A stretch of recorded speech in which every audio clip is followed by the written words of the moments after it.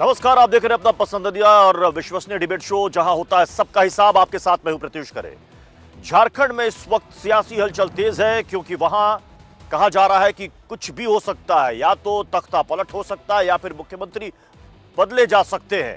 दरअसल हेमंत सोरेन से ईडी की टीम पिछले 6 घंटे से पूछताछ कर रही है। इस बीच हमने देखा पिछले 48 घंटे में जेएमएम की विधायक दल की बैठक हुई सीएम आवास में, जिसमें कहा जा रहा है कि कल्पना सोरेन, जो कि हेमंत सोरेन की पत्नी है, उनको मुख्यमंत्री बनाने पर विचार किया गया। अब सवाल यहां पर यह है कि क्या कल्पना सोरेन मुख्यमंत्री बनेंगी, क्या इस्तीफा देंगे हेमंत सोरेन?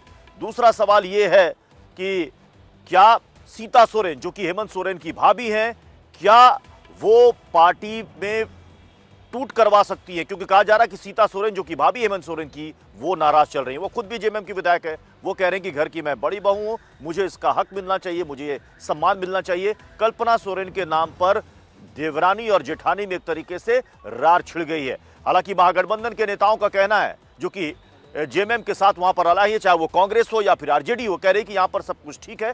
एक साजिश की जा रही है इस सरकार को अस्थिर करने की। खबरें यह भी आ रही है कि मुख्यमंत्री आवास के बाहर कुछ बसें वहां पर आई हैं ताकि अपने विधायकों को इंटैक्ट किया जाए, अपने विधायकों को एक सुरक्षित स्थानों पर ले जाया जाए। आज इसी पर बड़ी बहस होगी। 3 अहम सवाल हैं कि क्या झारखंड में भी बिहार जैसा सियासी उठापटक होने वाला है क्या? दूसरा सवाल कि ईडी पर एससी एसटी के तहत केस कर जो सोरेन ने ये खेल चाल चली है, क्या ये आखिरी पत्ता है सरकार बचाने के लिए या मुख्यमंत्री पद से नहीं हटने के लिए? और तीसरा अहम सवाल कि क्या घरेलू कलह के चलते सोरेन परिवार से छीन जाएगी सत्ता? इसी पर आज बड़ी बहस होगी, लेकिन शुरुआत इस रिपोर्ट से कर रहे हैं।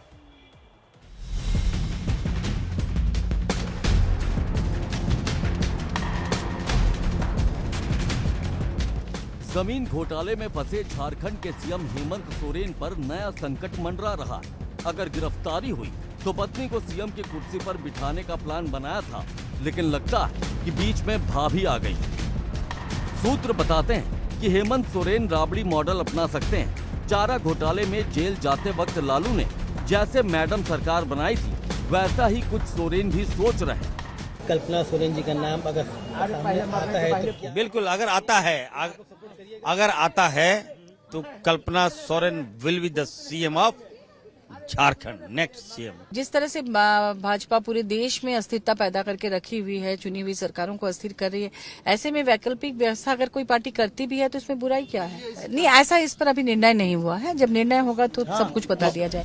सीएम हेमंत सोरेन पर ईडी का शिकंजा कसता जा रहा है, तो वहीं घरेलू कलह उनके लिए नई मुसीबत लेकर आई है। दरअसल हेमंत की भाभी सीता सोरेन अक्सर परिवार से नाराज रहती हैं। बतौर बड़ी बहू सीएम की कुर्सी पर वो अपना अधिकार मानती हैं। नाराजगी का आलम यह है कि सीता सोरेन जेएमएम के बरक्स दुर्गा सोरेन सेना तक बना चुकी हैं। ऐसे में हेमंत सोरेन क्या पत्नी कल्पना को सीएम बना पाएंगे?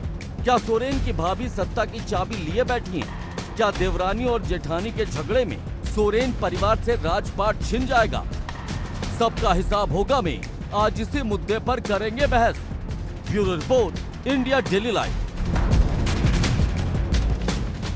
चलिए, अपने मेहमानों का मैं रुख करूं, लेकिन उससे पहले एक बड़ी खबर आ रही है। बड़ी खबर यह है कि झारखंड में सीएम आवास के बाहर हलचल बढ़ गई है। वहां पर विधायकों को शिफ्ट करने की तैयारी की जा रही है। 2 मिनी बसें वहां पर सीएम आवास के बाहर लाई गई हैं। विधायकों को एकजुट करने की कोशिश की जा रही है। होटल या फिर रिजॉर्ट इन विधायकों को ले जाया जा सकता है। इस वक्त झारखंड से ये बहुत बड़ी खबर सामने आ रही है। हमारे सहयोगी अंजनी वहां पर मौजूद है। अंजनी, इस वक्त क्या अपडेट है वहां पर? ये देखिए, अब विजुअल हम दिखा रहे हैं, यहाँ पे तस्वीरें आप देखिए। यहाँ पे सीएम आवास के बाहर हलचल बढ़ गई है। यानी जिस करीब 15 से 20 गाड़ियों के काफिले के साथ ईडी की टीम अंदर आई थी, और वो देखिए तमाम वो जो काफिले की गाड़ियां थे एक बार फिर से गेट पे लगनी शुरू हो चुकी हैं। हलचल यहाँ पे बढ़ गई है। प्रत्युष, माना जा रहा है कि अब जो है ईडी की टीम हो सकता है यहाँ पे बाहर निकले। अब देखना ये होगा कि यहाँ पे क्या रणनीति रहेगी ईडी की, क्या वो गिरफ्तारी करती है। बस थोड़ी देर बाद इस चीज़ का खुलासा हो पाएगा। लेकिन जिस तरीके से देखिए तमाम वो 15-20 गाड़ियों का काफिला था जिसके साथ ईडी की टीम आई थी, वो गाड़ियां यहाँ पे लगनी शुरू हो गई है। प्रत्युष, ये सबसे बड़ी खबर, एक्सक्लूसिव तस्वीरें आप देखिए इंडिया डेली लाइव पर। ये देखिए गेट खुल चुका है सीएम आवास का, और बस ये गाड़ियां अंदर जा रही है। इसी गाड़ियों से ईडी की टीम, जो 7-8 सदस्यीय टीम आई थी, टीम वो इन गाड़ियों से आई थी, वो इनोवा, और ये देखिए वो गाड़ियां अंदर जा रही हैं। और हलचल बढ़ चुकी है। पीछे जो आप देखेंगे करीब 10 से 12 गाड़ियों की काफिला जो है इन्हीं काफिले के साथ सुरक्षा में ईडी की टीम आई थी और वो सारी गाड़ियां अब लाइन से कतार में लगना शुरू हो चुकी हैं। यानी माना जा रहा है कि अब हो सकता है कि अंदर खाने जो पूछताछ चल रही थी वो अब खत्म होने वाली होगी। ईडी की टीम कभी भी बाहर आ सकती है। प्रत्युष, ठीक है जी, आप हमारे साथ बने रहे। हमारे साथ तमाम मेहमान बने हुए हैं, जल्दी से मैं उन मेहमानों से आपको मिलवा देता हूं। हमारे साथ नीलम मिश्रा प्रवक्ता हैं झारखंड मुक्ति मोर्चा की, यश श्रीवास्तव है प्रवक्ता है कांग्रेस के, अरुण यादव हैं प्रवक्ता आरजेडी के, डॉक्टर अजय कुमार पांडे हैं प्रवक्ता एलजेपी आर के। मैं नीलम मिश्रा जी आपके पास आ रहा हूं। क्या हेमंत सोरेन इस्तीफा दे रहे हैं? कल्पना सोरेन मुख्यमंत्री बन रही हैं? देखिए, ऐसी कोई बात नहीं है। सारी अटकलें जो मुझे भी जो दिखाई दे रही है टीवी चैनल के माध्यम से, मतलब यहाँ पे ऐसी कोई बात नहीं है कि हेमंत सोरेन जी इस्तीफा दे रहे हैं, कल्पना सोरेन को मुख्यमंत्री बनाया जा रहा है। मतलब कल से हम लोग खुद सुन के आश्चर्य हैं। अब उनकी पत्नी है, कल की मीटिंग में अगर वो शामिल हो गई अपनी पति के साथ, तो इसका मतलब ये नहीं होता है ना कि उनको मुख्यमंत्री बनाया जा रहा है या ऐसा कोई सत्ता पलट या सत्ता पलट वाली कोई ऐसी बात हो रही है। मतलब जहाँ पे सरकार है, कायम है, वहां पर ऐसी कोई बात नहीं है। लेकिन मीडिया के माध्यम से सारा र्यूमर फैलाया जा रहा है कि सीता सोरेन यहाँ पे मुख्यमंत्री बन रही है, सॉरी कल्पना सोरेन यहाँ पे मुख्यमंत्री बन रही है, पारिवारिक कलह आरंभ हो गया है। तो ये सब अटकलें और अनुमान लगाया जा रहा है। ऐसी कोई बात नहीं है। नीलम जी आप कह रहे हैं कि ऐसी कोई बात नहीं है, ऐसी कोई बात नहीं। हेमंत सोरेन इस्तीफा नहीं दे रहे हैं। मैं एक बार फिर से अंजनी के पास चलूंगा, चूंकि सीएम आवास के बाहर अंजनी तुम्हारी हो गई है, सभी विधायकों का पूरा समर्थन है कि सारे विधायक इंटैक्ट है, कहीं कोई नहीं जा रहा है, कोई नाराजगी नहीं है सीता सोरेन की पार्टी के भीतर? देखिए प्रत्युष, यहाँ पे आज दिन भर जो घटनाक्रम रहा, सबसे पहले तो कुछ विधायक इस सीएम आवास के अंदर आए, कुछ सांसद भी आए और महुआ माझी जो सांसद थी, प्रत्युष उनसे मेरा यही सवाल था कि क्या कल्पना सोरेन के नाम को अगर सीएम के तौर पर पेश किया जाएगा, आपकी सहमति है? उन्होंने साफ साफ कहा प्रत्युष भी इस पर मैं कुछ नहीं बोल सकती। और खबर ये भी है कि सीता सोरेन के समर्थन में करीब 8 से 10 विधायक हैं, तो ऐसे में सब कुछ बहुत आसान नहीं है प्रत्युष यहाँ पे। और यहाँ हर घंटे घटनाक्रम बदल रहा है। अब खबर है कि करीब 2 से 3 बसें पीछे लगी, पहले 2 बस थी, तीसरी बस भी वहां आ चुकी है और एक बार फिर से आपको रिसोर्ट पॉलिटिक्स देखने को मिलेगी। अच्छा, और 2022 में काकी में अच्छा अंजनी ये भी खबरें हैं कि आईजी, डीआईजी और डीएम वहां पर पहुंच गए। अंजनी प्रशासनिक अमला वहां पर पहुंच गया है, क्यों? आखिर ऐसी नौबत क्यों आई? क्या हुआ है वहां ऐसा? देखिए, यहाँ पे मुरहाबादी मैदान में जेएमएम के तमाम जो कार्यकर्ता हैं वो पहुंचे हैं, बड़ी तादाद में वो विरोध प्रदर्शन कर रहे हैं। और जिस तरीके से अभी ईडी के अधिकारियों के खिलाफ एफआईआर दर्ज करवाई गई है, माना जा रहा है कि हेमंत सोरेन और जेएमएम के जो कार्यकर्ता हैं वो लोग भी कुछ रणनीति तैयार कर रहे हैं। लेकिन ईडी की टीम भी पूरी तैयार है। यहाँ पे वो अपने बॉडी कैमरे के साथ आई, अगर उन्होंने अपने कैमरा लगा रखा है, हेलमेट लेके गए हैं कि जो पश्चिम बंगाल में इनके ऊपर हमला हुआ था उससे सबक लेते हुए ईडी की टीम तैयार है। और इस बार देखिए, जो केंद्रीय सुरक्षा बल के तमाम, एक बार तस्वीर शिवरी दिखाइए, केंद्रीय सुरक्षा बल के जो जवान है उनको तैनात किया गया है। अब आप देखिए पीछे करीब 10 से 15 गाड़ियों का काफिला है। ईडी की टीम सतर्क है, यानी ईडी की तैयारी भी है। और हेमंत सोरेन जो है कानूनी दांवपेच कर रहे हैं, उन्होंने ईडी के अधिकारियों के खिलाफ जो है एफआईआर दर्ज करवा दिया। इस मामले में भी पेश हो सकता है। एफआईआर दिल्ली में दर्ज कराई गई है, कॉपी यहाँ पे SC/ST थाना रांची में लाया गया है। तो तमाम दोनों तरफ से शहमात का खेल चल रहा है। और इन सब के बीच सवाल ये भी है कि अब उनके विधायक क्या टूट जाएंगे? 3 गाड़ियां, 2 बस, अंजनी आपने कहा जी अंजनी, अभी आपने कहा कि आपने देखा कि अंदर गाड़ी जा रही है, आपने कहा कि हो सकता है कि ईडी की टीम किसी भी वक्त बाहर आए। इसका मतलब कि पूछताछ खत्म हो जा रही है तभी ईडी की टीम बाहर आएगी, यानी गिरफ्तारी की जो बातें चल रही हैं, अगर ईडी की टीम पूछताछ के बाद बाहर आ जाती है, इसका मतलब अभी कोई गिरफ्तारी नहीं हो रही है। हाँ देखिए, दोपहर से ही लगातार जब हम यहाँ पे लोगों से बात भी कर रहे हैं तो माना ही जा रहा था कि सीएम आवास में ईडी की टीम यहाँ बात कर रही है, उनसे पूछताछ कर रही है। हो सकता है आज यहाँ गिरफ्तारी न हो, लेकिन जिस तरीके से हेमंत सोरेन ने दाव चला, एफआईआर दर्ज करवा दिया, हो सकता है इसके बाद ईडी की आन पे बात आ गई हो सकता है उसके बाद ईडी कुछ अपने रणनीति में बदलाव करे। लेकिन उसको देखते हुए अब थोड़ी देर का इंतजार करना पड़ेगा, क्योंकि यहाँ पे हलचल बढ़ चुकी है, तमाम सुरक्षा गार्ड यहाँ पे तैनात हो चुके हैं। तो इस वजह से कयास लगाया जा रहा है कि हो सकता है कि ईडी की टीम कभी भी बाहर। अच्छा, मुझे एक बात बताइएगा अंजनी, 2 बसों की जो बात हो रही कि 2 बसें वहां पर लाई गई हैं सीएम आवास के बाहर, क्या विधायकों को कहीं शिफ्ट करने की तैयारी है? अभी शुरुआती खबर यही है प्रत्युष, और इसमें अपडेट अभी भी आ गई कि 3 बस आ गए हैं यहाँ पे। और जिस तरीके से पिछली बार काकी ले गए थे, अच्छा। फिर रायपुर में रिसोर्ट में ले गए थे, हो सकता है कि ये डर है। और ये संयोग देखिए प्रत्युष, जब राहुल गांधी की यात्रा बिहार पहुंचने वाली थी तो नीतीश बाबू जो है चूट के जो है एनडीए के पाले में आ गए। अब उनकी यात्रा झारखंड में पहुंचने वाली है, हो सकता है कि उसके पहले यहाँ पे कुछ खेला हो जाए। ये संयोग है जी संयोग ठीक है। प्रत्युष। अंजनी जी अंजनी आप बने रहिए, आपके पास मैं आता रहूंगा। मैं एक बार फिर से नीलम जी आपके पास आ रहा हूं। नीलम जी, सीता सोरेन नाराज नहीं है पार्टी के भीतर? देखिए, ये पार्टी के अंदर क्या हो रहा है नहीं हो रहा है, ये उथल पुथल पार्टी के अंदर होता है। ये मतलब झारखंड मुक्ति मोर्चा ही क्यों, हर पार्टी में ये सब होते ही रहते हैं। ऐसी स्थिति पैदा होती है तो होता है, और फिर अच्छा। स्थिति ठीक भी होगी। अच्छा स्थिति अच्छा, होगी, ठीक भी कर लिया जाएगा। मैं अगर कोई सरल आपको शब्दों में सोचने का नहीं मैं कहूं कि देवरानी क्या देवरानी जेठानी में राजनीति को लेकर ठन गई है क्या? देखिए, ऐसी बात है ना कि मीडिया के माध्यम से जो माहौल बनाया जा रहा है, अभी सबसे पहले तो समझना ये होगा कि कल्पना जो बात आ रहा है सामने, वो आया कैसे। कल्पना सोरेन की तो कोई बात आधिकारिक तौर पे सामने आई नहीं है। वो तो बस एक मीटिंग में आई कल अपने पति के साथ। अगर वो आ गई मीटिंग में, इसका मतलब ये नहीं है कि वो सीएम बन रही है। ऐसा कोई आधिकारिक रिपोर्ट तो हम लोगों को नहीं मिला है ना। तो इसमें आप आकलन क्यों लगा रहे हैं इस तरह से कि वो सीता सोरेन नाराज है, कल्पना सोरेन सीएम बनने जा रही है? तो ये सब आजकल अनाप बातों को लेकर के मतलब डिबेट करना मतलब बेसलेस बात है ये सब। पहले ठीक है, मैं डॉक्टर अजय कुमार पांडे जी आपके पास आ रहा हूं। डॉक्टर अजय कुमार पांडे जी, आपने सुना जेएमएम की प्रवक्ता को ये कह रही हैं कि ऐसा कुछ भी नहीं है, बेवजह का माहौल यहां पर बनाया जा रहा है। पार्टी में कुछ अंदरूनी बातें होती हैं परिवार के अंदर, लेकिन इसका मतलब नहीं है कि पार्टी टूट की कगार पर आ गई है। तो फिर क्यों बीजेपी की तरफ से ऐसा कहा जा रहा है कि अंदर खाने बहुत बड़ी फूट हो गई है जेएमएम के अंदर?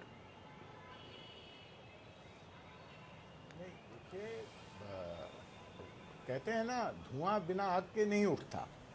कुछ ना कुछ बात है तब ये बात चली है, और इसका दोषारोपण मीडिया पे करना कहां तक उचित है। ये तो जेएमएम को आकर के आधिकारिक रूप से प्रेस रिलीज जारी कर देना चाहिए कि हाँ पार्टी में सब कुछ सामान्य है, या वो प्लान बी बता देना चाहिए कि अगर हेमंत सोरेन जी की गिरफ्तारी होती है तो पार्टी के विधायक दल में बैठक में कौन सा नया नेता चुना जाएगा। नहीं, आप बताइए ना कि आपको पहले सारी जो जेएमएम आपको पहले नहीं हमारे पास कोई आप बताइए ना। नहीं, सूचना तो मीडिया से आ रही है।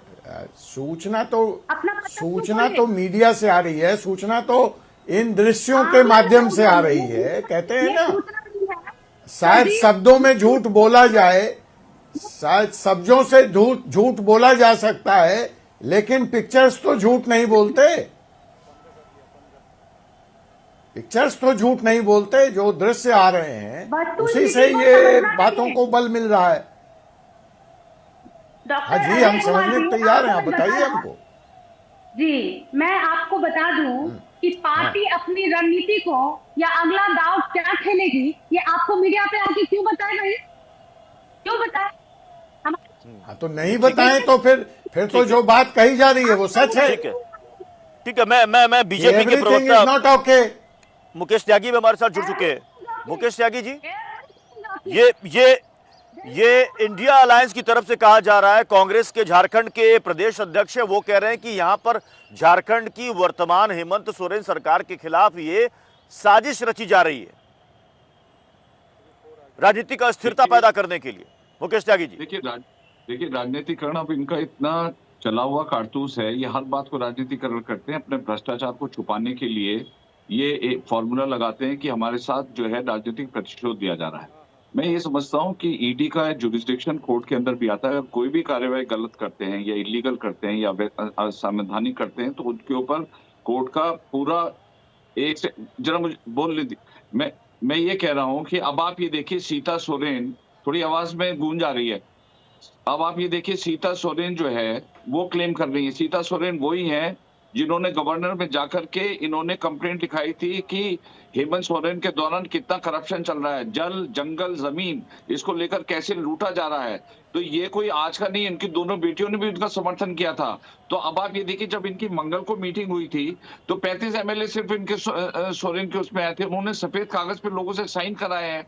तो वहां पे अराजकता का माहौल बन चुका है। वहां पर क्लेमेंट्स बहुत बन गए, 3-3 क्लेमेंट है चीफ मिनिस्टर बनने के लिए। और ईडी की कार्रवाई को किस प्रकार से अवरोध किया गया है, 40 घंटे तक पता ही नहीं लगा कि कहां पर है हेमंत सोरेन। किस प्रकार से उनके दिल्ली के आवास के अंदर जो है 2 एसयूवी पकड़ी गई है बीएमडब्ल्यू की, कैश पकड़ा गया है। और इससे पहले की पृष्ठभूमि देख लीजिए, किस प्रकार से इन्होंने जो माइन का अलॉटमेंट है हेमंत सोरेन ने अपने आप को खुद कर दिया। कभी आप तक आपने इतिहास में सुना है कि मुख्यमंत्री माइनिंग मिनिस्टर होते हुए अपने नाम से माइनिंग रिलीज कर ले? तो भ्रष्टाचार की बहुत बड़ी लंबी लड़ी है इनके पीछे। आज ईडी इनका अगर भंडा फोड़ रहा है तो ये जगह जगह भाग रहे हैं, उनके अगेंस्ट एफआईआर फाइल कर रहे हैं। ये ममता बनर्जी ने एक नया प्रेसिडेंट डाला है कि कैसे संवैधानिक संस्थाओं को कैसे रोका जाए। तो ये फॉर्मूला ये लोग अडॉप्ट कर रहे हैं बेचारी ईडी को।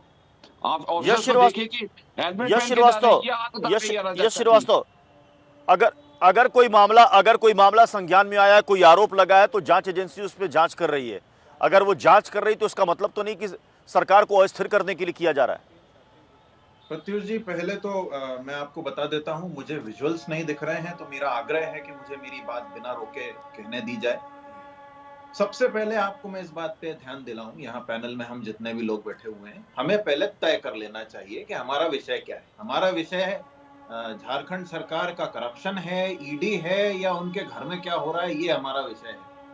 ये पहले तय कर लीजिए, क्योंकि विश्लेषक महोदय धुआं निकाल रहे हैं, बीजेपी वाले लैंड स्कैम बता रहे हैं, हम लोग यहाँ पे देवरानी जेठानी की चर्चा कर रहे हैं। मैं ईडी और झारखंड सरकार के ऊपर जो इस समय जो वर्तमान सीएम के ऊपर आरोप है उनकी बात करता हूँ।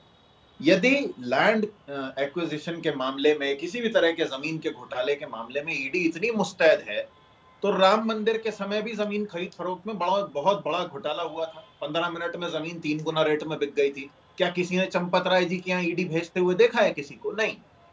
ये सब चुनाव के समय, और क्योंकि इस समय हमारी यात्रा है, तो जहां जहां वो यात्रा आती हुई दिख रही है वहां की सरकारों को अस्थिर करना, ताकि यात्रा को जो नैरेटिव है उसके लिए उसके खिलाफ खड़े हो सकें, उसके खिलाफ मीम बना सकें, ये हो रहा है। और दूसरी बात, जो झारखंड सरकार में परिवार के अंदर क्या हो रहा है, उससे बीजेपी को क्या सरोकार है, ये मेरी समझ के बाहर है। यदि वो अपने परिवार में या पार्टी में तय करते हैं कि कोई एक व्यक्ति, कोई नेता डिजर्विंग है, योग्य नेता है, जिसको सीएम की कुर्सी दी जा सकती है, तो उसमें आपको क्या तकलीफ है? उत्तराखंड के आप 3-3 सीएम बदल देते हैं बिना कोई कारण बताए, मुंह उठाया सीएम बदल दिया। आपके यहाँ तो कोई नहीं आता पूछने कि भाई ये घर में क्या फूट पड़ी है। आपका एक सीएम लोगों के जीन्स देखता है, एक सीएम टनल में फंसे हुए लोगों से पूछते हैं हंसते हुए कि भाई कैसा लग रहा है आप लोगों को। उसके बाद भी आपसे हम कोई सवाल नहीं करते, क्योंकि हमें तो गवर्नेंस चाहिए। आपको यहाँ पे चाहिए तमाशा।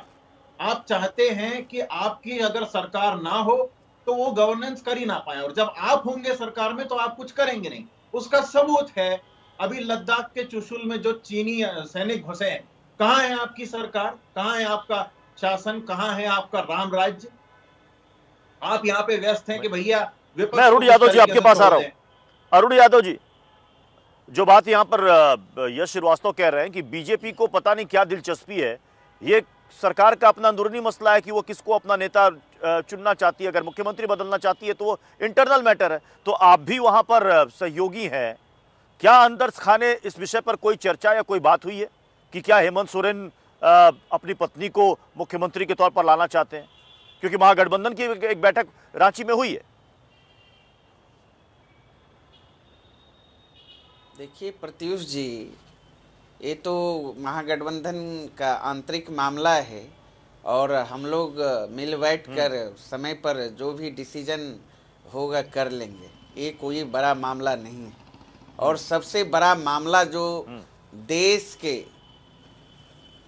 जितने भी विपक्षी दल के नेता हैं, और जिस तरीके से वेंडेटा पॉलिटिक्स की सारी हदें प्रधानमंत्री जी पार कर रहे हैं, ये निश्चित रूप से लोकतंत्र को शर्मसार करने वाली बात है। और लगातार देख रहे हैं बिहार में भी हमारे आदरणीय नेता के साथ किस तरह का रवैया अपना रही है। और आज जितनी भी संवैधानिक संस्थाएं हैं आज किस रूप में काम कर रही है, किस तरीके से देश के प्रधानमंत्री भारतीय जनता पार्टी आरएसएस उसका इस्तेमाल कर रही है, कह सकते हैं। और ईडी हो, सीबीआई हो, इनकम टैक्स हो, भारतीय जनता पार्टी का एक प्रकोष्ठ के रूप में काम कर रही है और पूरा देश और दुनिया देख रही है इस चीज को। और जिस तरीके से प्रधानमंत्री जी सत्ता के लिए इतना सारा घिनौना खेल कर रहे हैं, उन्हें इतिहास माफ नहीं करेगा प्रत्युष जी। और इस तरह का बिल्कुल नहीं। अब परसों ही देखिए हमारे आदरणीय नेता लालू प्रसाद यादव जी दर्जनों बीमारियों से वो ग्रसित हैं। इस उम्र में 10-10 घंटे उन्हें बिठाकर प्रताड़ित किया गया। आखिर यह केंद्र सरकार चाहती क्या है? क्या यह सरकार यह चाहती मुकेश त्यागी जी जवाब दीजिए कि इस देश में मुकेश त्यागी जी, मैं बीजेपी से जवाब लेना चाहता हूं। विपक्ष नहीं रहे और विपक्ष के खिलाफ जो भी लोग बोलेंगे, जन सरोकार की बात करेंगे, जनता की मुद्दों की बात करेंगे, जो जहां जनता की सरकार है, गरीबों की बात करने वाली सरकार है, उसको डिसमिस कर दो, ऐसे नेताओं को प्रताड़ित करो। क्या यही हमारा लोकतंत्र है? क्या इसी तरह का हिंदुस्तान बनाना चाहते हैं नरेंद्र मोदी जी? लेकिन प्रत्युष जी बहुत मुकेश त्यागी जी जवाब दीजिए। पूरे देश का जो मुकेश त्यागी जी जवाब दीजिए। पार्टी के प्रवक्ता से अपोजिशन पार्टियों का यही कहना है कि आप केंद्रीय एजेंसियों के जरिए विपक्ष के नेताओं को प्रताड़ित कर रहे हैं।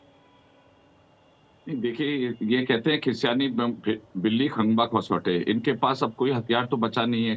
भ्रष्टाचार में सर तक ये लिप्त है। इस प्रकार से लालू प्रसाद यादव, ठीक है वो बहुत वरिष्ठ नेता है, मैं उनका सम्मान करता हूँ, उनकी उम्र है, लेकिन किस प्रकार से चारा घोटाला किया, तो कोर्ट के द्वारा कन्विक्शन किया गया है, तभी अंतर्गत उन्होंने राबड़ी देवी को अपनी सरकार संभाली।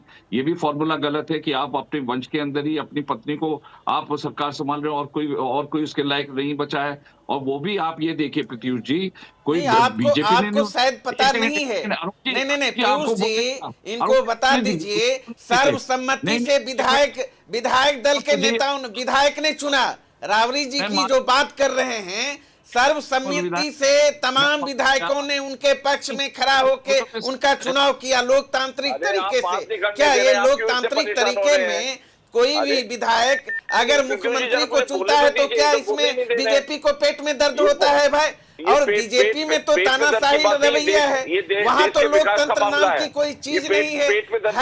आप बताइए, ये अगर सर्वसम्मति से झारखंड में ही जो स्थिति है, परिस्थिति है, अगर चुनती है वहाँ विधायक दल तय करता है, विधायक संसदीय प्रणाली के तहत चुनाव करता है अपने मुख्यमंत्री का, तो क्या दिक्कत है? तो ये भारतीय जनता पार्टी के लिए एक अलग रूल है, अलग नियम है। ठीक है, आप अपनी लाठी के जोर पर किसी से भी साइन करा के किसी को भी मुख्यमंत्री बना सकते हैं। ये आपका रवैया रहा है, ऐतिहासिक रवैया रहा है। देश की प्रगति पर ये रवैया भारतीय जनता पार्टी में है, ये तानाशाही रवैया भारतीय जनता पार्टी में है, ये आरएसएस और भारतीय जनता पार्टी के लोग। मैं फिर से डिबेट में बाकी मेहमानों का रुक करूं, लेकिन उससे पहले एक बड़ी खबर आपको दे देता हूं। ईडी के खिलाफ हेमंत सोरेन का भी एक्शन देखने को मिला है। रांची के दुर्वा थाने में उन्होंने केस दर्ज कराया। एसटी एक्ट के तहत उन्होंने ये एफआईआर दर्ज कराई। ईडी अफसरों पर मुख्यमंत्री की तरफ से केस दर्ज करवाया गया। दरअसल सीमा आवास पर हेमंत सोरेन से पूछताछ करने के लिए ईडी की टीम गई हुई थी और इसी पर एसटी एक्ट के तहत सीएम ने यहां पर रांची के दुर्वा में ईडी की टीम के खिलाफ ये केस दर्ज कराया है।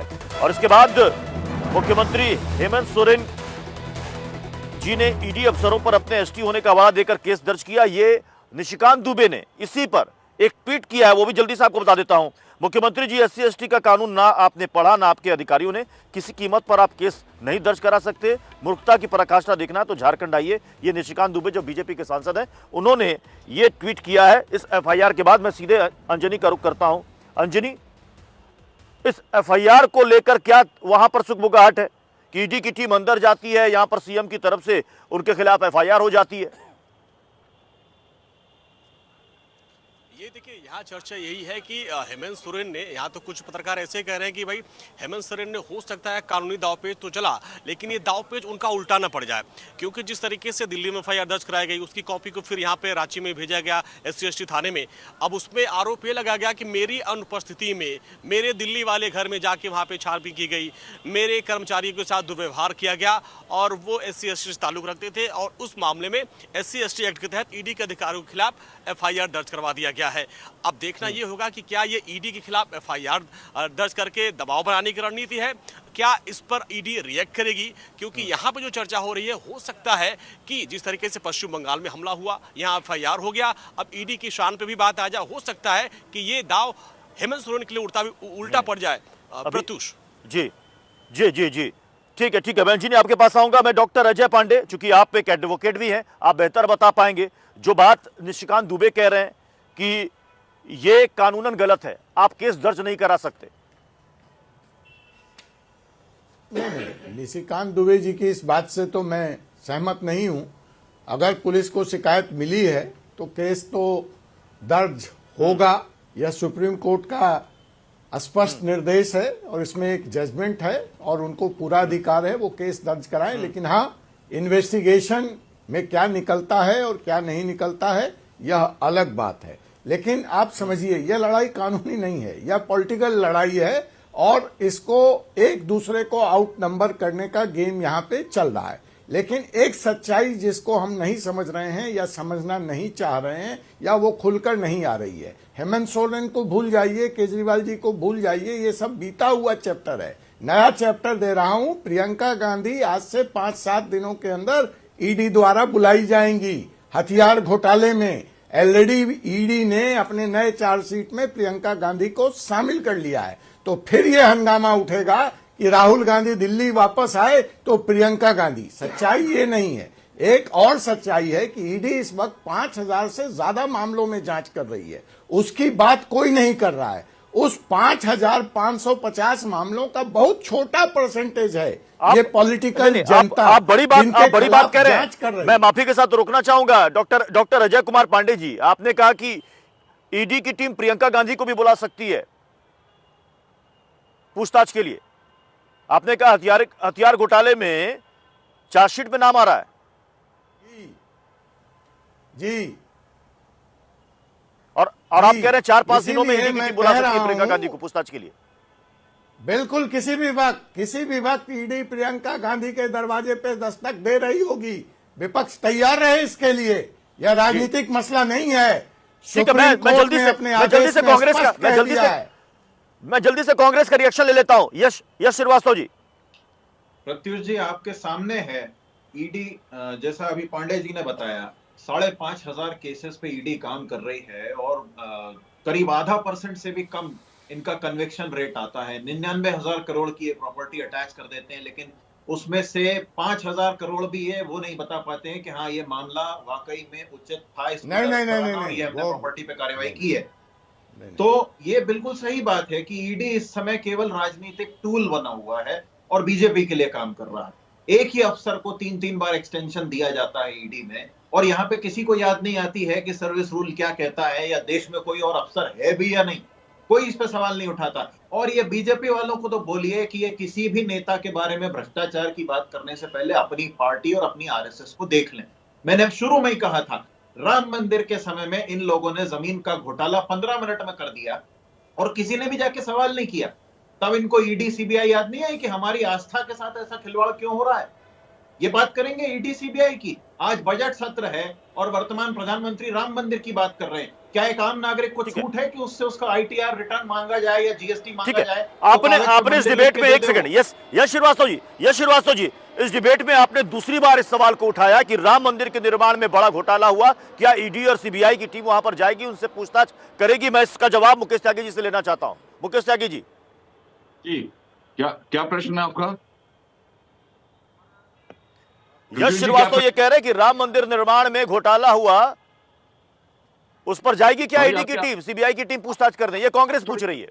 आवाज कट रही है आपकी, बीच में कट रही है। मैं चाहूंगा यश जी अपने सवाल दोहरा दें बीजेपी के प्रवक्ता को। अभी आ रही है, बताइए। आप अपनी ईडी को या तो हर जगह भेजिए जहां पे घोटाला हुआ है, या फिर सिर्फ विपक्ष के यहाँ भेज के अपनी वाहवाही बटोरना बंद कर दीजिए। हम सब जानते हैं कि आपके कितने ऐसे मामले हैं। चलिए, राम मंदिर की बात तो बहुत दूर है, हिमंता बिस्वा शर्मा को तो आप बड़ा भ्रष्ट मानते थे, अब वो आपके साथ हो गए तो भूल गए आप ईडी भेजना। हिमंता बिस्वा शर्मा को और भी जितने नेताओं को आपने अपनी वॉशिंग मशीन में घुसेड़ा है पकड़ के। देखिए, इस प्रकार के रेफरेंस देने से आपके भ्रष्टाचार और काले कारनामे बंद नहीं, ये 10 और साल की सुनते लीजिए, बकवास सुनिए ईडी का जी, सुन कन्विक्शन लीजिए। रेट आधा % क्यों है? ये आपका 70 साल का रोना नहीं सुनना है हमको। अरे अब मुझे ईडी आप का बोलने नहीं दे कन्विक्शन रहे रेट जी, सिर्फ आधा % आप बोलने नहीं दे रहे, सिर्फ इतना आप बताइए। बोलने नहीं दे, अरे बोलने तो दीजिए, मैंने आपको बीच में नहीं, रोका, इतनी सभ्यता रखी है। मैं जवाब दे रहा हूँ आपके, मैं आपके जवाब दे रहा हूँ, क्वेश्चन पूछ रहा हूँ, यश जी, मैं आपके सवाल का जवाब दे रहा हूँ। आपके सवाल का जवाब दे रहा हूँ, थोड़ा धैर्य रखिए, थोड़ी सभ्यता दिखाइए। आप तो बिल्कुल अरे सभ्यता हमें मत बताइए, निशिकांत दुबे कितने सभ्य दुनिया जानती है। आप सवाल का जवाब दीजिए। देखिए प्रत्युष जी, 5906 केस जो हैं फाइल हुए ईडी के द्वारा, और उसके अंदर पता है पॉलिटिशियंस की संख्या कितनी है? 3% है, और जिसका मतलब 176 इलेक्टेड रिप्रेजेंटेटिव के अगेंस्ट वहां पर केस किया गया है। और ईडी के स्टैटिस्टिक्स उठा के देख लीजिए, वो कहते हैं हमारा कन्विक्शन रेट बहुत ज्यादा है, जो कि स्टैटिस्टिक्स बता रहे हैं। आप ईडी की रिपोर्ट उठा के देख लीजिए, ईडी के जो स्पोक्स पर्सन है उन्होंने तो काफी हाई नंबर बताए हैं, जहां मैं समझता हूँ। और दूसरा ये कहना कि साहब ईडी वो नंबर कहाँ है Tyagi ji? What is the number? मैं आपको भेज देता हूँ, मैं आपको भेज देता हूँ। नहीं, मुझे भेजिए मत, ये टीवी चैनल पे हम सबको देखा जा रहा, पब्लिक देख रही, बताइए। अरे भाई, मैं कैसे बता दूं? मैं इसको क्रॉस चेक के प्रत्युष जी को बता दूं, अगले कार्यक्रम में आप खुलासा कर दीजिए मैंने गलत कहा हो तो। ये नायक की सुन तो लीजिए, ये जी आप इतने धैर्य क्यों नहीं खो देते? क्यों आप इतने मुताबिक क्यों जाते हैं? अरे भाई, आपके विचार जो है जब काटे हो जाते हैं तो आप इतने उतावले मत हुआ करिए, आप थोड़ा धैर्य रखना सीखिए। नहीं, आप मैं उतावलापन लगातार देखता हूँ, आप जरा सा भी मतलब आपके भैया झारखंड में, आप झारखंड के अंदर भ्रष्टाचार सरकार के साथ आपके 16 MLA खड़े हुए हैं, आप उन भ्रष्टाचारियों को बचाइए। आप उस प्रकार झारखंड में जो आपके भ्रष्टाचार में लिप्त हैं 16 MLA, उनको बचाइए। पूरे देश का तमाशा क्या बनाया है? अरे भैया, आप लोगों का इतिहास अगर सबके सामने खोलने लगूं तो मैं समझता हूँ भ्रष्टाचार की पराकाष्ठा में कांग्रेस को कोई नहीं बीट कर सकता। और ये जो आज मैं आपको बताऊं, ये जो बुनियाद रखी गई है भ्रष्टाचार की इस देश के अंदर, वो कांग्रेस ने रखी है। कांग्रेस ने जिस प्रकार से देश को दोहरा है, अरे कांग्रेस भ्रष्टाचारियों की बुनियाद रखी है कांग्रेस ने। कांग्रेस का इतिहास, फोन बैंकिंग, तमाम ऐसे लोग हैं भ्रष्टाचार का। अगर डीएनए किसी ने रखा है तो कांग्रेस ने रखा है इस देश के अंदर। और वही फॉर्मूला अब क्या हो रहा है, वो लैंड माइंस बन गई है। अब वो लैंड माइंस खुद को सामने आ रही है। किस प्रकार से लालू जी ने लूटा देश को, किस प्रकार से लालू जी ने, अरे भाई कन्विक्शन हुए आपके, वो तो हमने बीजेपी सरकार में नहीं थी प्रत्युष जी उस समय, मुझे बताइए जिस समय लालू का कन्विक्शन हुआ बीजेपी सरकार में थी। अरे भाई, उनका भ्रष्टाचार का केस यूपी में के टाइम में खुला हुआ है। कोल घोटाला, कॉमनवेल्थ घोटाला, कितने घोटाला कर करके आज आप, ठीक है, मैं नीलम मिश्रा का रुख कर रहा हूं जल्दी से। नीलम मिश्रा ये बताइए कि कुछ तो ये भी कह रहे हैं विपक्षी पार्टियां कि आप देखिए कि 29, 30, 31 ये 3 दिन बिहार से लेकर झारखंड तक 3 बड़े नेताओं से पूछताछ, ये संयोग है या फिर प्रयोग है? अगर प्रयोग है तो ये कौन सा प्रयोग है? बिल्कुल प्रयोग है। ये जिस तरह से प्रयोग कर रहे हैं कि विपक्ष को रहने ही नहीं देना है, मतलब बिल्कुल विपक्ष मुक्त सरकार इनको चलाना है, देश इनको चलाना है, तो ये तो जग जाहिर हो चुका है इनका जो मंशा है। ये तो छुपी हुई कोई बात है नहीं। अब आप देखिए, ये जो बता रहे हैं कि राम मंदिर के लेकिन नीलम जी आप ही की पार्टी की विधायक है सीता सोरेन, जो कि रिश्ते में हेमंत सोरेन की भाभी भी लगती हैं। उन्होंने भी अपनी सरकार के खिलाफ करप्शन को लेकर उन्होंने खुद अपनी सरकार के खिलाफ आवाज उठाई थी, तो वो भी प्रयोग कर रही थी या संयोग था? देखिए, कोई विधायक, यहाँ पे विधायक सीता सोरेन जी किसके अगेंस्ट में क्या कंप्लेन की है उस पर हमको नहीं जाना है। हम तथ्य पे बात करेंगे, फैक्ट पे बात करेंगे। अगर वो शिकायत की है तो उनका जांच होना चाहिए। आप तो आरोप किसी पे भी कुछ भी लगा सकते हैं ना, वो परिवार की सदस्य वो अलग ना कर रहे हैं, लेकिन आप आरोप तो किसी पे भी लगा सकते हैं। यहाँ तो वही देख रहे हैं, अब BMW वहां मिल गया, तो BMW में रुपया मिल गया 36 लाख रुपया, तो क्या जरूरी, क्या भरोसा कोई है विधायक कि वो अपनी पैसा- सरकार के खिलाफ आरोप लगा देगा? वो पैसा बिल्कुल हो ही सकता है, और हो ही रहा है। आप जिस घोटाला जहाँ तक ये बात कर रहे हैं ना भाजपा के लोग, राम मंदिर निर्माण में जो जमीन घोटाला हुआ उसको तो आप छोड़ दीजिए, उसके अलावा जितने भी घोटालेबाज हैं घोटाला करके अगर भाजपा में चले जाते हैं तो वो बिल्कुल से शुद्ध हो जाते हैं। जैसे अभी चल रहा है वो प्रचलन की वॉशिंग मशीन में वो धुल गए, तो ये तो भ्रष्टाचारियों की पार्टी हो गई। जहां जहां से उठा के भाजपा अपने पार्टी में भ्रष्टाचारियों को सम्मानित करता है, तो आज भाजपा जो है वो मूल रूप से एक भ्रष्टाचारियों का पार्टी बन चुका है, और जितने भी भ्रष्टाचारी थे हमारे पार्टी में, मतलब आप वो सब मतलब नीलम मिश्रा जी, मैं ये मानूं, नीलम मिश्रा जी, खबरें अफवाह भी हो सकती हैं, लेकिन ऐसी भी खबरें हैं कि क्या जेएमएम बीजेपी के साथ जा सकती है? पहले भी गठबंधन रहा है, क्या जा सकती है? आप कह रहे हैं कि हम डरने वाले नहीं। आपने कहा ना कि कई लोगों को, विपक्षी नेताओं को डराया जा रहा है, जो डर जाते हैं वो वॉशिंग मशीन में धुल के साफ हो जाते हैं। जी बिल्कुल। तो यहाँ पे देखिए, हेमंत सोरेन जी की सरकार है। हेमंत सोरेन जो माननीय मुख्यमंत्री जी आंदोलनकारी के बेटे हैं, संघर्ष से उभरे हैं। गुरुजी के बारे में कोई कितना भी बोल दे, गुरुजी के बारे में आज गुरुजी का ही योगदान है जो आज झारखंड में इन लोगों ने 20 साल शासन किया, और यहाँ का शासन सत्ता का मलाई चखा है ये लोगों ने। आप एक बात बताइए कि पिछली सरकार में भी भाजपा की सरकार थी ना, लास्ट 5 साल कौन चलाया? यहाँ भाजपा चलाया। तो जब ये विपक्ष के प्रतिपक्ष के नेता थे, उस वक्त भी आप लोगों ने इन पे ईडी नहीं लगाया, उस वक्त इनकी जांच नहीं हुई। आप पिछले 5 साल छोड़ दीजिए, जब से झारखंड अलग रहा, पिछले 20 साल से कभी किसी के साथ गठबंधन करके यहाँ सरकार में रही है 20 साल। क्यों नहीं हेमंत सोरेन जी से जांच हुई? क्यों नहीं उनके पीछे ईडी भेजा गया? क्यों नहीं उनको इस तरह से प्रताड़ित किया गया? अभी इनको तिलमिलाहट हो। डॉक्टर अजय कुमार पांडे जी, मैं आ रहा हूं। डॉक्टर अरुण यादव आपके पास भी आ रहा हूं। डॉक्टर अजय कुमार पांडे जी, इस पर जवाब चाहूंगा आपका। जी नहीं, देखिए इस पे मेरा जवाब क्या बनता है ये तो भाजपा के प्रवक्ता इस बारे में बता सकते हैं, लेकिन मैं 2 बातें पुनः कहना चाहूंगा कि ईडी को बहाना न बनाया जाए, आप एनडीए में हैं, मैं बीजेपी से भी जवाब दूंगा। जाए चुनाव हारने के बाद। और एक महत्वपूर्ण बात जो मैं झारखंड के संदर्भ में करना चाहूंगा, इसी ईडी ने नक्सलवाद और टेररिज्म का रीढ़ की हड्डी तोड़ी है।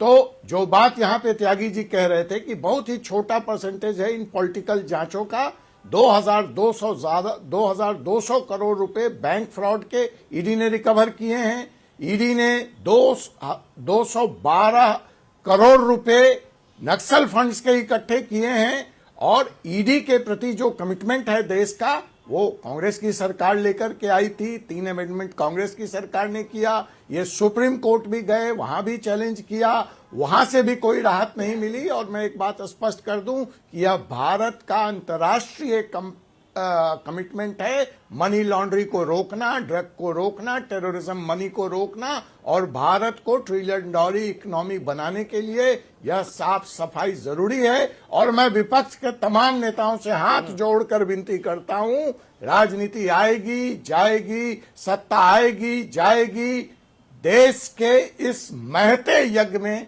आप सहयोग करें। ईडी के साथ इस तरह से उसको अरुण यादव जी सुन रहे हैं आप? देश विरोधी एलजेपीआर के प्रवक्ता कह रहे हैं कि सरकारें आएंगी जाएंगी, करप्शन के खिलाफ जांच में सहयोग करें। अरुण यादव जी बिल्कुल प्रत्युष जी, हमारे आदरणीय नेता तेजस्वी यादव जी ने तो ईडी को कहा मेरे घर पे ही दफ्तर खोल लो भाई, लेकिन ईडी भ्रष्टाचार पे वार कहां कर रही है? ईडी तो केंद्र के सरकार के इशारे पे सारे के सारे विपक्षी नेताओं पर वार कर रही है, एक प्रकोष्ठ के रूप में काम कर रही है। अच्छी बात है, साफ सफाई होनी चाहिए। मैं प्रत्युष जी आपको बताना चाहूंगा, 17 साल से एनडीए की सरकार, यहां नीतीश जी मोदी जी उप मुख्यमंत्री रहे, और 3300 करोड़ का सृजन घोटाला हुआ। वित्त मंत्री सुशील कुमार मोदी जी थे, भारतीय जनता पार्टी के नेता, और कई नेताओं का नाम सामने आया, दर्जनों भाजपाई नेताओं का नाम सामने आया, लेकिन आज तक आपने कभी सुना किसी नेताओं के पास ईडी चला गया, किसी भाजपा के पास? पूरे देश में आप बता दीजिए। 101 121 राजनीतिक नहीं सुनिए आप सुनिए। सरकार नहीं, आप जानिए 17 साल से बिहार में क्यों नहीं जांच शुरू किया सृजन घोटाले में? आपने क्यों नहीं जांच शुरू किया सृजन घोटाले में? अभी तो आप सरकार में थे। से सवाल नहीं सुनिए, अब सरकार से बाहर आकर आप सृजन घोटाले में जांच की मांग कर रहे हैं। अभी तो आप सरकार में थे ना, 17 महीने बनाम 7 साल गिनवा रहे हैं, तो सृजन घोटाले में जांच करना चाहिए था ना। आप सुन लीजिए, प्रधानमंत्री 2015 के विधानसभा चुनाव में जब बिहार आए थे प्रधानमंत्री जी प्रचार में, तो चिल्ला कर कहते थे कि नीतीश जी ने 41 से अधिक घोटाला किया।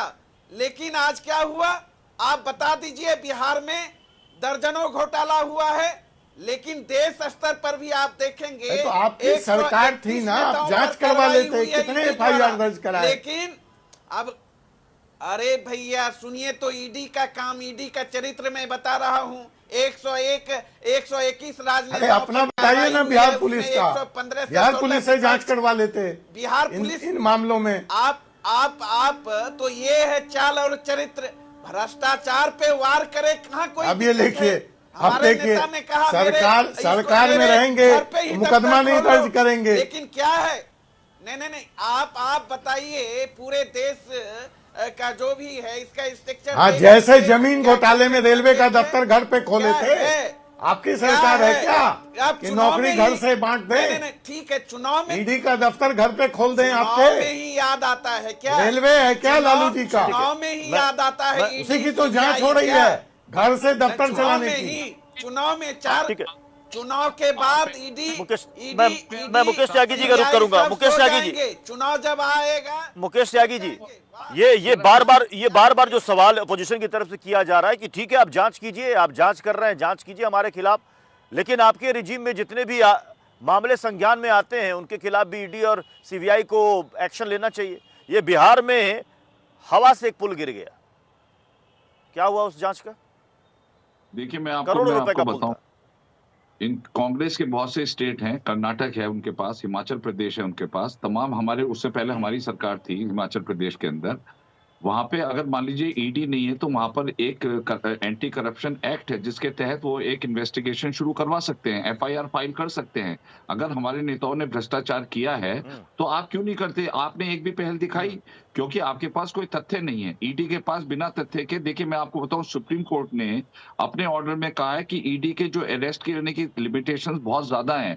ये नहीं कि कभी किसी को उठा करके ऐसे बंद कर दिया, तो उनके पीछे पूरी अकाउंटेबिलिटी है, ऐसे किसी को नहीं पकड़ सकते। तभी सोरेन को भी और केजरीवाल को आप देखिए कितने नोटिस दिए हैं, कितनी बार उनको मौके दिए गए हैं। उधर केजरीवाल भाग रहे हैं अपने उससे ईडी के इन्वेस्टिगेशन से, उधर सोरेन जी भाग रहे हैं।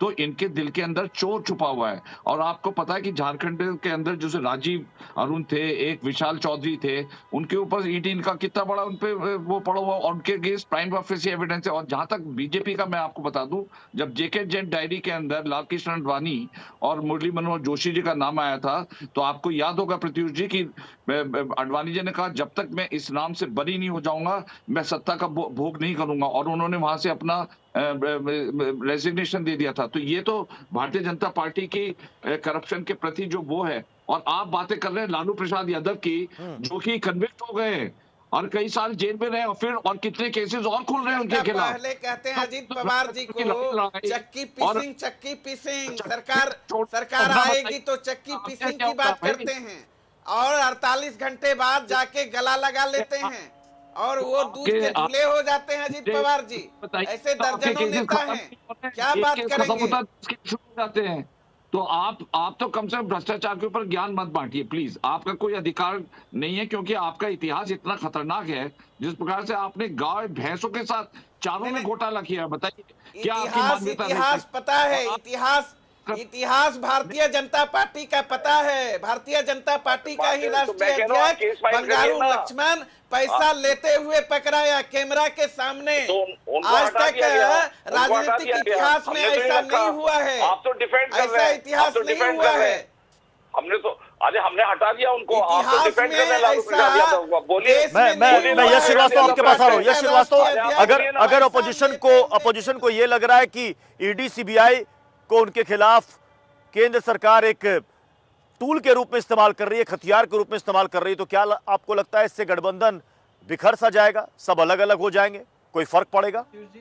हाँ पृथ्वी जी, सबसे पहली बात, मुकेश त्यागी, मुझे बड़ा दुख हुआ, मुकेश त्यागी जी अपने उन्माद में ये भी भूल गए कि ईडी जो है वो केंद्रीय मंत्रालय के अंदर आता है, तो हिमाचल प्रदेश या कर्नाटक या तेलंगाना में हमारे कहने से ईडी मैं उसकी बात नहीं कर रहा हूँ यश जी। आपके स्टेट के अंदर एंटी करप्शन बताइए। नहीं, एक मिनट में बोलने दीजिए। मेरे कहने का मतलब ये है कि ईडी के अलावा, सुनिए एक सेकंड यश जी, एक सेकंड मुझे स्पष्टीकरण देने दीजिए। अरे मेरा बात का स्पष्टीकरण, मैं एक मिनट स्पष्टीकरण दे रहा हूं। हरकतें करेंगे उतना विपक्ष मजबूत होगा, उतना जनमानस का हमें समर्थन मिलेगा, क्योंकि लोगों को अब दिख रहा है कि ये इन लोगों लेकिन नीतीश जी तो छोड़कर चले गए, नीतीश जी चले गए, ममता बनर्जी अलग ताल ठोक रही है, अरविंद केजरीवाल अलग हो गए। इन्होंने फौजियों के साथ खिलवाड़ किया, महिलाओं का अपमान किया, किसानों का अपमान किया। तो आप ईडी भेजते जाइए, जनता हमारे साथ आती जाएगी। और मैं फिर से पूछता हूं, ईडी का कन्विक्शन रेट, और ये हमारे एलजेपी के जो पांडे जी बैठे हैं, ये अभी ईडी की बात करते करते फिर ये एडवर्टाइजमेंट देने लग गए, ट्रिलियन इकोनॉमी और दुनिया और पता नहीं क्या क्या। तो भाई साहब, ये नारियल में से कपड़ा निकालना बंद कीजिए, कुछ असली काम हो तो वो बताइए, आपने किया हो तो। नहीं तो इस बात का जवाब दीजिए। बता देते हैं ईडी आपको, का कन्विक्शन रेट पे बता आधे देते % से भी हैं। कम सुन क्यों लीजिए, है? अब सवाल उठाया तो सुन लीजिए। 1 लाख करोड़ की सुन लीजिए यश जी, कन्विक्शन रेट पे बता देते हैं, नतीजा कुछ नहीं निकलता आपको है। जवाब दे आप देते वकील हैं, अभी या दूसरे पीछे चैनल पे वॉलपेपर आपके लगा के प्रवक्ता बैठे को हुए दिया है। किताबों का। कैसी बात करते हैं आप? पेपर उठ के आप चले गए, प्रचार करने आए। अब क्यों नारियल में से कपड़ा निकाल रहे? सुन लीजिए कन्विक्शन रेट पे। आप जब खुद कह रहे हैं, आप जब खुद कह रहे हैं कि कन्विक्शन रेट, आप जब खुद कह रहे हैं कि कन्विक्शन रेट ईडी का कम है, इसका मतलब क्या है कि न्याय की प्रक्रिया ट्रांसपेरेंट है। इसका मतलब क्या है? जाइए न्यायालय से छूट जाइए। 99,000 करोड़ की आपके दरमियान का थोड़ी ईडी का केस है, 1,000 केस किया था आपकी सरकार ने। 9,998 कुछ नहीं किया है। आपकी बात नहीं सुननी है, मुझे मेरी बात कहने दीजिए। आप कुछ भी सही नहीं बोल रहे। समय इजाजत दे रहा है, समय इजाजत दे रहा है। हमें इस बहस को यहीं पर समाप्त करना पड़ेगा। बहरहाल बहुत बहुत शुक्रिया आप सभी का हमारे साथ इस डिबेट शो में हिस्सा लेने के लिए। एक छोटा सा ब्रेक लूं।